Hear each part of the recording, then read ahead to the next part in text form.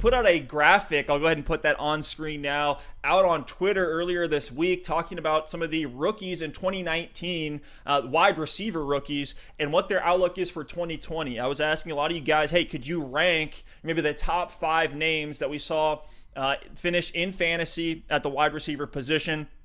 And I'll just throw some of those names out here just to kind of get a feel for it. We got Hollywood Brown. We got our Deebo Samuel, our A.J. Brown, Terry McLaurin, DK Metcalf, N'Keal Harry, Preston Williams, Darius Slayton, a ton of different names that are out there that we like. And I think Alex and I have some pretty hot takes here that we're going to throw out. So we went through and just ranked from the rookies from last year who our top 5s were. Alex, I'll have you go first to your top 5, and we'll kind of break it down after that.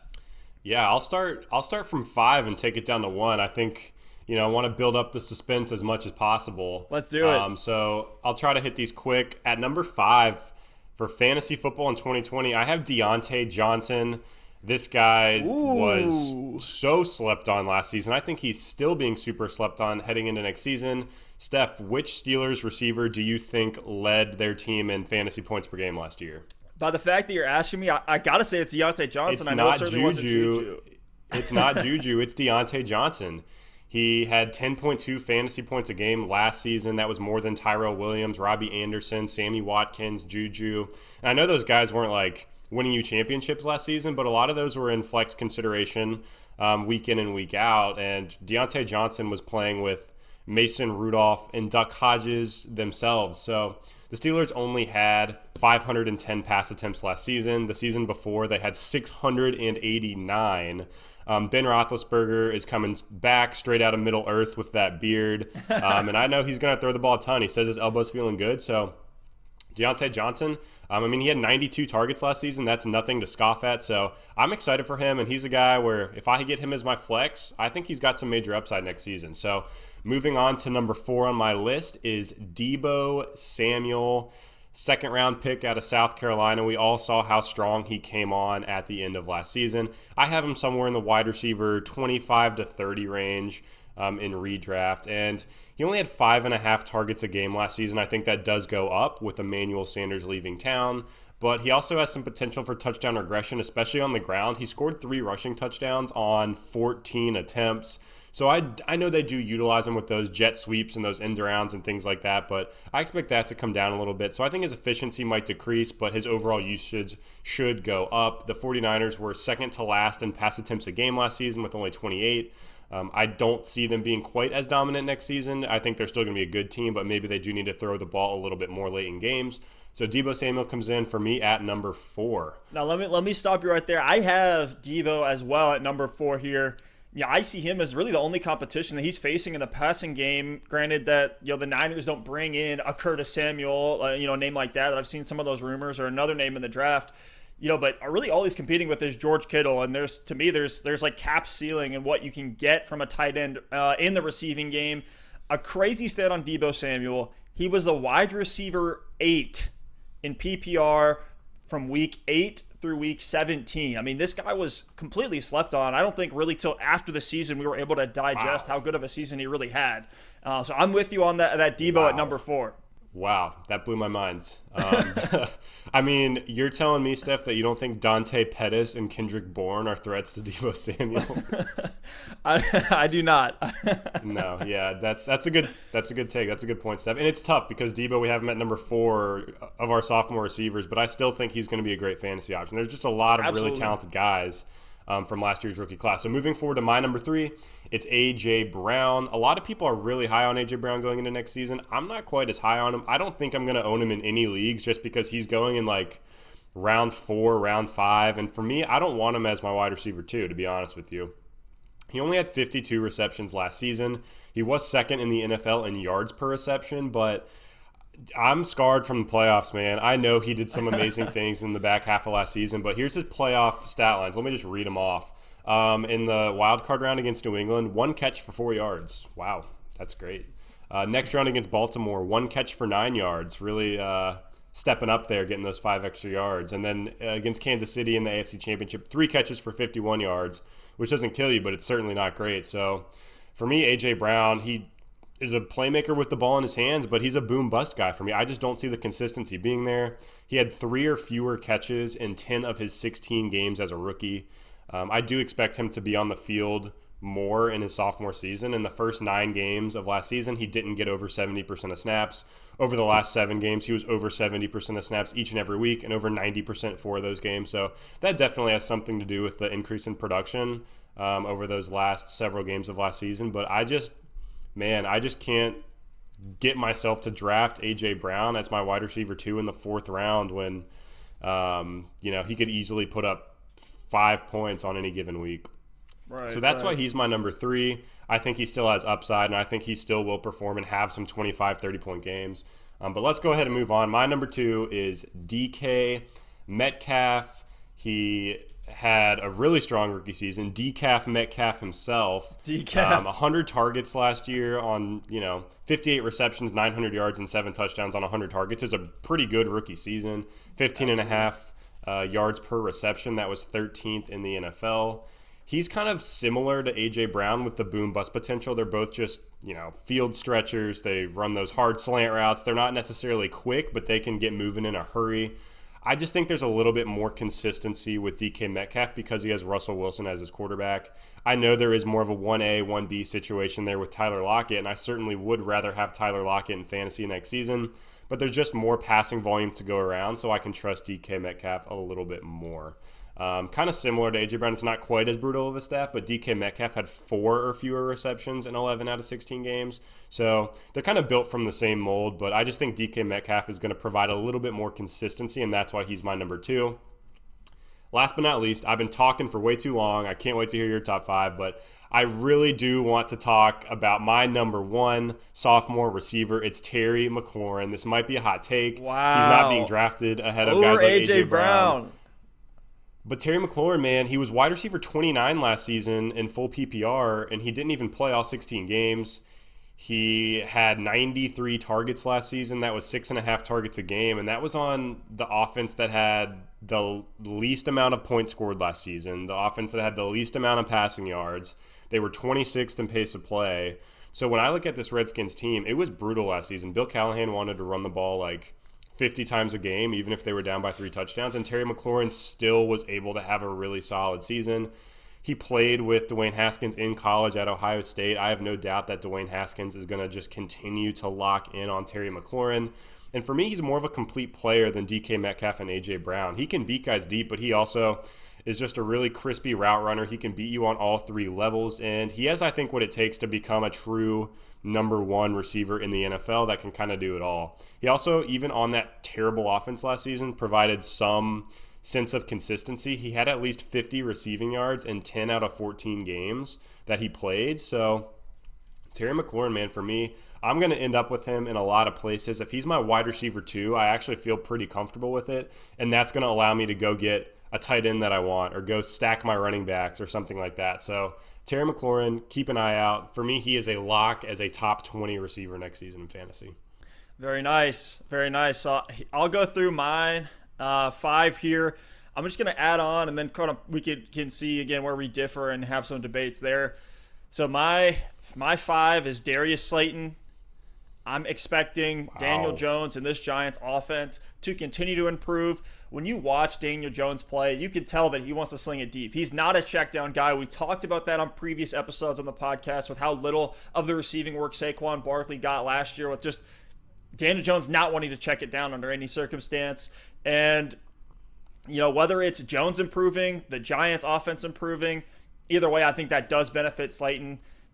Defenses are going to have to respect a healthy Saquon next year. That's going to set up more play action. And the Giants had 40 pass plays per game last year, which was 7th in the league. So I expect there to be plenty of volume to go around. We know Giants have a number of different weapons. They don't really have, outside of Saquon, a true alpha wide receiver 1. But when you have Golden Tate in there, Sterling Shepard has been consistent. Evan Ingram's still there. I think all of that underneath stuff is going to open up a ton for Darius Slayton deep downfield.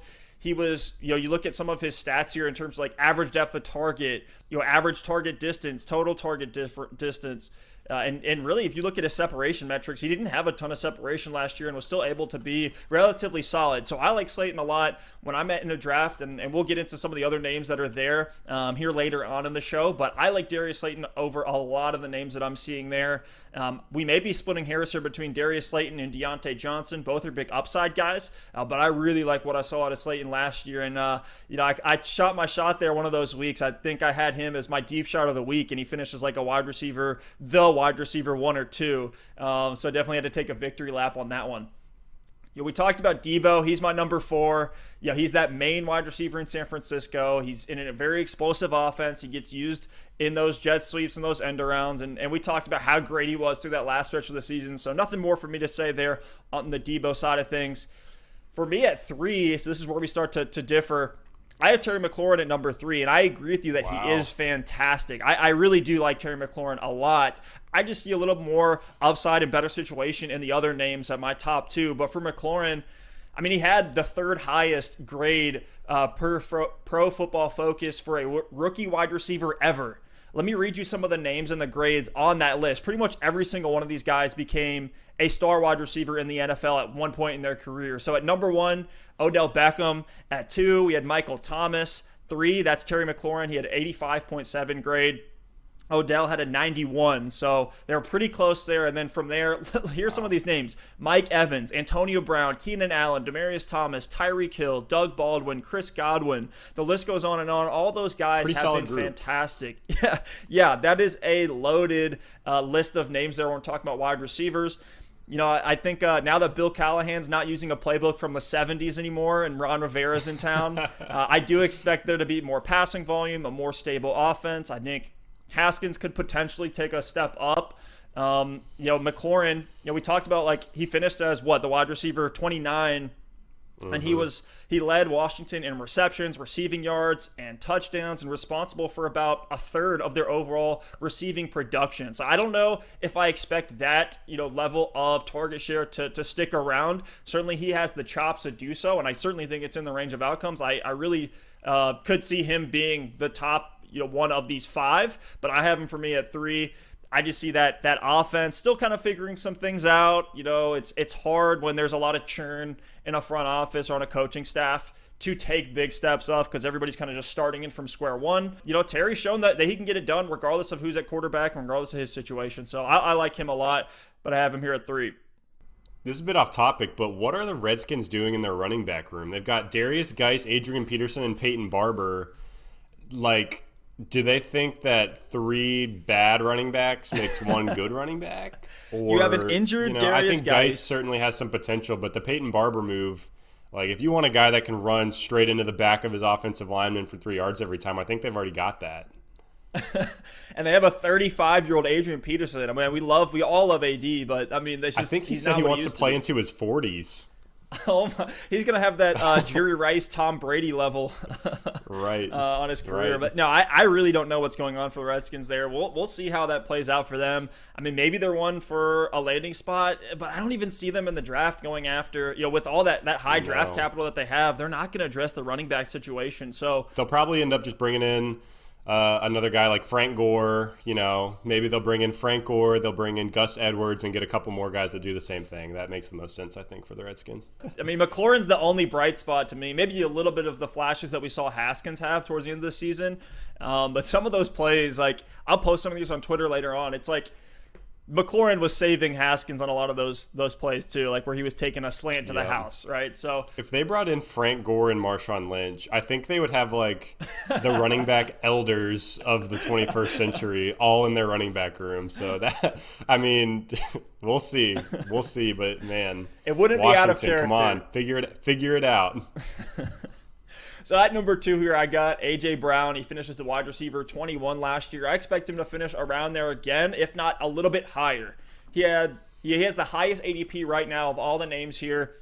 I don't know about how I'm feeling taking him there. Like you said, I'm probably not going to get him in a ton of leagues. I think I have him a little bit higher than you do, but still, you see the hype is real, especially with the Titans fan base. But A.J. Brown, man, he's so explosive. When you see him on the field, you watch him play, he's taking everything to the house, breaking off big plays, really from whether it's first down, play action. That play action setup that the Titans have is fantastic for A.J. Brown. He seems like to be the main benefactor of that.